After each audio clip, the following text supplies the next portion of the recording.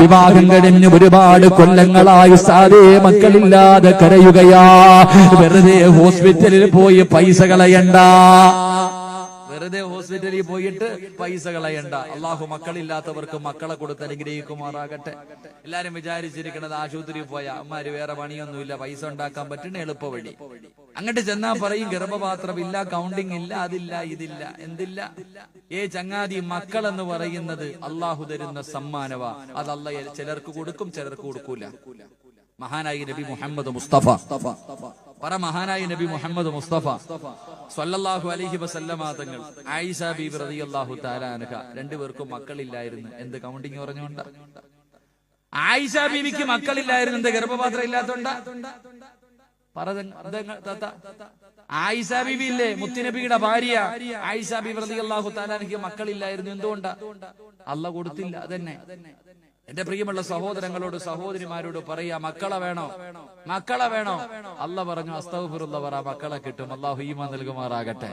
അസ്തഗ്ഫിറുല്ലാഹ് പറ, ആ ടാബ്ലറ്റ് എപ്പോഴും കഴിക്കും മക്കൾ. പിന്നെ ചിലർക്ക് ഹോബിയ, മക്കൾ ഇല്ലാത്തതല്ല ഏറ്റവും വലിയ വേദന. ഇല്ലാത്തവന്റെ അടുക്ക പോയി ചോദിക്കും, വിശേഷമായില്ലേ? കടയിൽ നിന്ന് വാങ്ങണ സാധനമല്ലേ? ചിലർക്കത് രസമാന്നേ, പോയിട്ട് ചോദിക്കും, വിശേഷമായില്ലേ, വിശേഷമായില്ലേ. അല്ലാഹു അലം. ഒരു കാര്യം ഞാൻ പറഞ്ഞേക്കാം, ആ പാവപ്പെട്ടവന്റെ ശാപം കിട്ടും നിനക്ക്. മക്കളില്ല എന്നറിയാം, എന്നാലും അവരുടെ മുന്നിൽ പോയിട്ട് കുത്തി കുത്തി നോവിക്കുന്നൊരു വേദന, അത് വല്ലാത്തതാ. അല്ലാഹു ഈമാൻ നൽകി അനുഗ്രഹിക്കുമാറാകട്ടെ. അതിലുപരിയായിട്ടൊരു നീ ഒരു ദിക്ർ പറഞ്ഞുകൊടു. മക്കളില്ലാത്തവർക്ക് മക്കളെ കിട്ടാനൊരു ദിക്റുണ്ട്, അത് പറ. അള്ളാഹു നിനക്ക് തരാൻ ഉദ്ദേശിച്ചിട്ടില്ലെങ്കിലും തരുമെന്ന് നബി മുഹമ്മദ് മുസ്തഫ. അതിലും ഭേദം മക്കളില്ലാത്തവരെ കാണുമ്പോ നീ പറ, മക്കളെ വേണോ? രണ്ട് വഴി.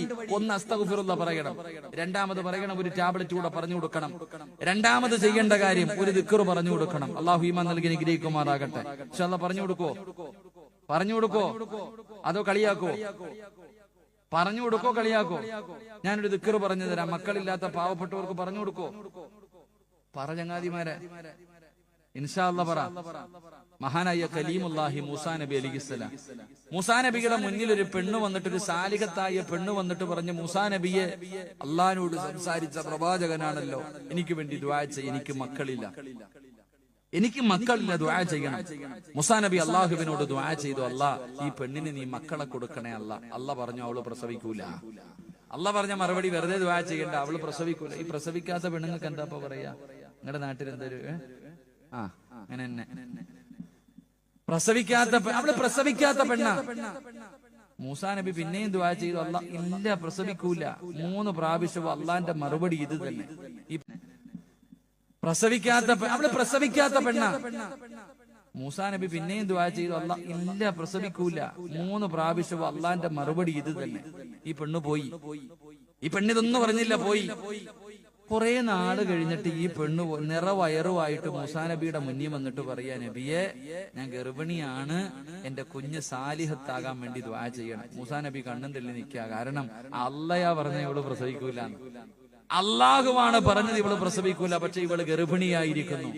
ആ സമയത്ത് മൂസാ നബി അലൈഹിസ്സലാം അള്ളാഹുവിനോട് ചോദിച്ചു, അത്ര പടച്ചോനെ എന്തു പറ്റി അല്ലാ? ആ സമയത്ത് ജിബ്രീൽ അലൈഹിസ്സലാം പറഞ്ഞു കൊടുത്തു, മൂസാ നബിയെ, അള്ളാഹു ആ പെണ്ണ് പ്രസവിക്കാത്തവളാണെന്ന് പറഞ്ഞപ്പോഴും ആ പെണ്ണൊരു ദിക്റാ പറഞ്ഞു. അള്ളാഹു പ്രസവിക്കാത്തവളാണെന്ന് പറഞ്ഞപ്പോഴും ആ പെണ്ണ് ഒരു ദിക്റാ പറഞ്ഞ്. ആ ദിക്റ് പറഞ്ഞത് കാരണം അള്ളാഹു തന്റെ തീരുമാനം മാറ്റി എന്ന് നബി മുഹമ്മദ് മുസ്തഫ. അപ്പൊ അതുകൊണ്ട് ഇൻഷാ അല്ലാഹ് മക്കളില്ലാത്തവർക്ക് പറഞ്ഞു കൊടുക്കേണ്ട ദിക്ർ യാ റഹീമു യാ അല്ലാഹ്. ഇതന്നെ കരുണയുള്ള അല്ലാഹ്. അള്ളാഹു നീ പ്രസവിക്കില്ല എന്ന് പറഞ്ഞപ്പോൾ ആ പെണ്ണ് പറഞ്ഞത് കരുണയുള്ള റബ്ബേനെ വിളിച്ചേ. അതുകൊണ്ട് അള്ളാഹു മക്കളെ കൊടുത്തു. എന്റെ പ്രിയമുള്ളവരെ, ഈ ദിക്ർ മക്കളില്ലാത്ത പാപങ്ങൾക്ക് പറഞ്ഞു കൊടുക്കണം. അള്ളാഹു ആ പാപങ്ങൾക്ക് മക്കളെ കൊടുത്ത് അനുഗ്രഹിക്കുമാറാകട്ടെ. അപ്പൊ 2, എന്റെ പ്രിയമുള്ള സഹോദരങ്ങളെ, മക്കളെ വേണോ? അവിടെ നിന്ന് പറഞ്ഞു കൊടുത്തത്